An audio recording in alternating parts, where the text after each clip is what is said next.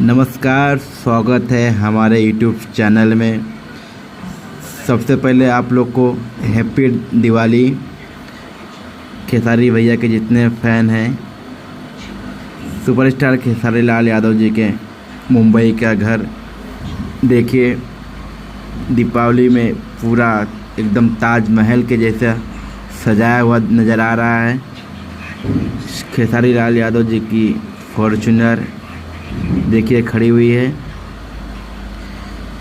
सबसे बड़ी खबर है कि खेसारी लाल यादव इस समय गोरखपुर में अपनी फिल्म प्रेम की पुजारन शूटिंग कर रहे हैं। गोरखपुर में उनकी पूरी फैमिली मुंबई में धूमधाम से दिवाली मनाते हुए नज़र आ रहे हैं।